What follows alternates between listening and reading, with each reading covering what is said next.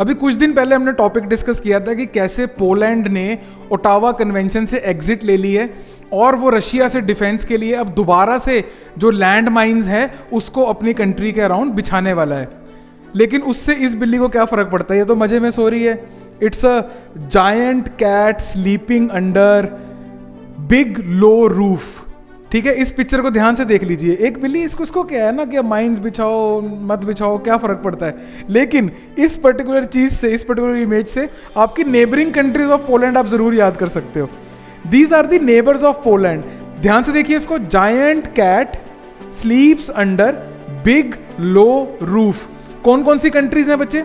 Germany, चेक Republic, Slovakia, Ukraine, Belarus, Lithuania. Lithuania Latvia नहीं है, लिथुएनिया है, लातविया से ऊपर आती है, एंड रशिया। वो एल में ही बस कंफ्यूजन हो सकती है अगर इसमें हुई तो।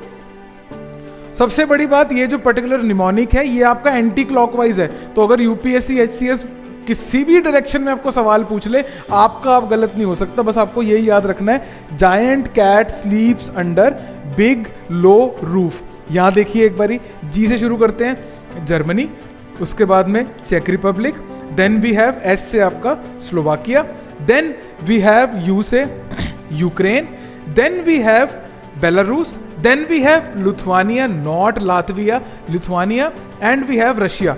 ये आपकी जो पर्टिकुलर चीज है this is in the anti clockwise direction. बस आपको जर्मनी याद रखना है कि पोलैंड के इस साइड है, उसके बाद में सारी चीज़ों को आप इस निमोनिक के हिसाब से सेट करने लग जाओ तो आपके पास में एक बहुत प्यारा सा मैप बन जाएगा। और इसके ऊपर कोई भी सवाल आपका आए, मुझे नहीं लगता कि इसके बाद में आप गलत कर सकते हो। हाँ, बस ये चीज़ याद रखना कि लातविया नहीं है, एल से लातविया नहीं है आपके पास में लिथुआनिया है। आई होप इससे कोई सवाल आ जाए, क्योंकि मैं चाह रहा हूँ कि इससे आ जाए, क्योंकि मुझे लगता है कि आपको ये याद हो गया होगा।